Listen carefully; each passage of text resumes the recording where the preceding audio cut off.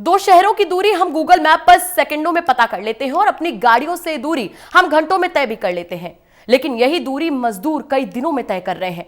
वजह है एक बीमारी।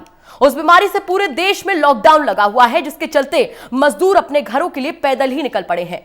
मजदूरों की इस दुर्गम यात्राओं की तस्वीरें विचलित करने वाली हैं।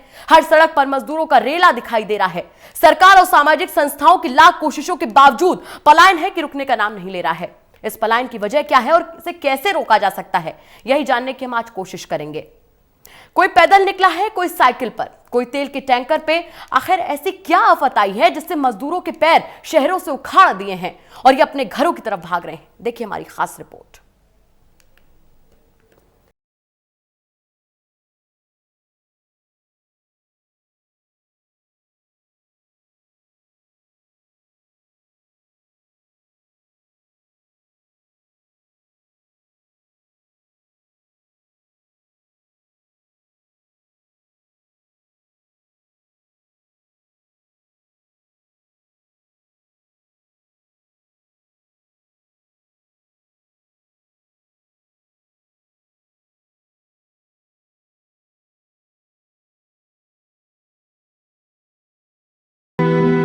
ये तस्वीर देखिए, ये तस्वीर उस वक्त की है जब देश आजाद हो रहा था।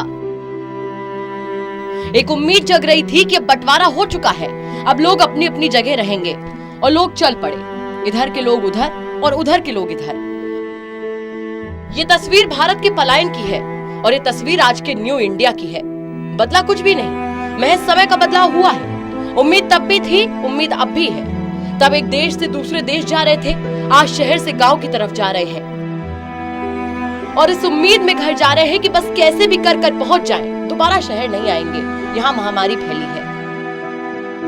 यूपी का बुंदेलखंड हो या उत्तराखंड, पलायन हमेशा से यहाँ एक बड़ा मुद्दा रहा है। दो वक्त की रोटी का इंतजाम करने एक युवा घर से निकलता है नौकरी के चक्कर में, लेकिन आज हालात इतने बद से बदतर हो चुके हैं कि भूख प्यास बड़ी हो गई है नौकरी के आगे। सिर पर बोझा है, हाथ में बच्चा है और आंख में आंसू। जहाँ जा रहे हैं वहाँ से पुलिस भगा रही है। करे तो करे क्या?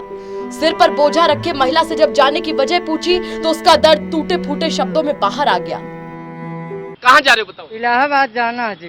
कैसे जाओगे इलाहाबाद? पैदल जाएंगे। इलाहाबाद पैदल कैसे जाओगे? आराम से पैर दे रखे भगवान ने, हाथ भी दे रखे। अब जाएंगे इलाहाबाद। कहाँ के रहने वाले आप? हम कौशाम्बी जिला के, महिला गांव है मेरा। यहाँ कहाँ पे रह रहे थे आप? यहाँ पे रह रहा छोटूराम चौक पे। आपने रजिस्ट्रेशन करवाया अपना घर जाने के लिए? था, हमारा फार्म भी भर गया था। हमारी बस का मिस कर दिए, कह रहे हैं कि जाओ अब जहाँ जाना। डंडे मार के पुलिस भगा दिया। खाने पीने का इंतजाम है आपके पास क्या? नहीं जी, हमारे पास कुछ नहीं है। रास्ते में लोग मदद कर रहे हैं कुछ क्या? नहीं, हमारे कोई भी नहीं, कुछ भी नहीं कर रहे हैं। ये छोटे छोटे बच्चे हैं? हमारी हाँ, वो हमारी जो रानी लंगड़ी हाँ, ये चारों बच्चे बना। ब्रीफकेस आपने अक्सर एयरपोर्ट पर देखा होगा। एयरपोर्ट पर उसे घसीटते हुए लोग देखे होंगे, शहर जाने के लिए, विदेश जाने के लिए। लेकिन अब इस ब्रीफकेस की सवारी देखिए। ये लोग इसी उम्मीद से शहर भागे थे कि अपने बच्चे का भविष्य सुधारेंगे, इसे कुछ बनाएंगे। लेकिन आज पेट के बल लेटा ये बच्चा भी सोच रहा होगा कि आखिर हम शहर से गांव क्यों जा रहे हैं। और ब्रीफकेस पर अपने बच्चे को खींच रही उसकी माँ सोच रही होगी कि आखिर गांव से शहर क्यों आए। लेकिन उनके पास चारा भी क्या था।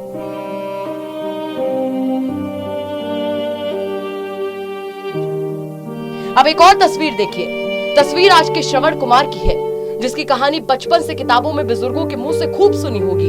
आज देख भी लीजिए। 11 साल का ये बच्चा अपने माँ बाप को अपनी ठेली पर बिठाकर वाराणसी से निकल पड़ा है अपनी मंजिल की ओर, कई 100 किलोमीटर की दूरी कई दिनों में पूरी करने के लिए।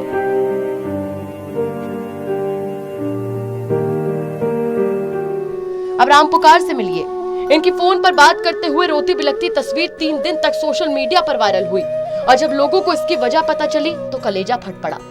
दरअसल 3 दिन पहले इनके इकलौते बच्चे की मौत हो चुकी थी, लेकिन ये यूपी गेट पर फंसे हुए थे और तभी इन्होंने मजबूर होकर अपनी पत्नी को फोन करके ढांढस बंधाने के लिए फोन किया और अपने आंसू नहीं रोक सके। ये तो वो लोग थे जो अपने घर के लिए निकले हैं। कुछ पहुंच गए और बाकी भी देर सवेरे गिरते पड़ते पहुंच ही जाएंगे। लेकिन कुछ और लोग भी थे जो अपने घरों के लिए निकले थे। सड़क पर पुलिस मार रही थी तो सोचा चलो रेल की पटरियों के सहारे घर का रास्ता नापा जाए। चलते चलते थक गए और पटरी पर ही सो गए। थकान कई दिनों की थी, इसीलिए नींद भी गहरी थी और इतनी गहरी थी कि मालगाड़ी की आवाज नहीं सुन सके और मौत बनकर आई मालगाड़ी 16 मजदूरों की जान लेकर चली गई। बस गांव से शहर आने की वजह बनी रोटियों को छोड़ गई। जब ये घटना घटी तो कई लोगों ने कहा कि मजदूरों की लापरवाही थी, उन्हें पटरियों पर नहीं सोना चाहिए था। ठीक है, हो सकता है कि हमारी लापरवाही हो, इस लापरवाही की कीमत हमने जान देकर चुकाई है, लेकिन औरैया में हम सड़क पर मर जाते हैं, आंध्र प्रदेश में हम करंट से मर जाते हैं, कभी भूख हमें मार देती है। कौन जिम्मेदार है इसका? शायद नियति ही जिम्मेदार होगी जो उसने हमें मजदूर बनाकर जन्म दिया। दरअसल मजदूर बेचैन है और ये बेचैनी इस कदर है कि अपने घरों को कितनी भी परेशानी के बावजूद बस जाना चाहते हैं। इसीलिए जिसे जो मिल रहा है वो उससे घर के लिए निकल पड़ा है। कोई ट्रक में, कोई तेल के टैंकर में, कोई साइकिल पर तो कोई पैदल ही निकल पड़ा है।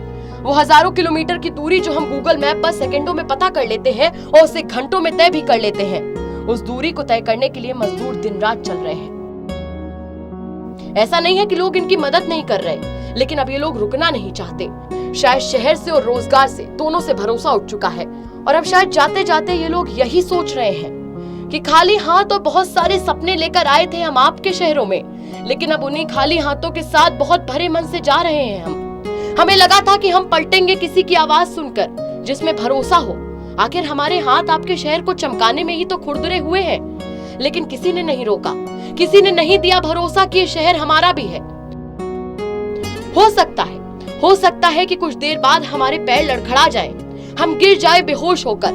हम ये भी जानते हैं कि जहाँ जा रहे हैं वहाँ पर कुछ भी नहीं है, जो घर बनाया था वो भी अब शायद ना रहा, लेकिन उसी दिशा में जा रहे हैं ये सोचकर कि एक सुकून तो मिलेगा अपनी मिट्टी में मिलने का। Special desk, total news.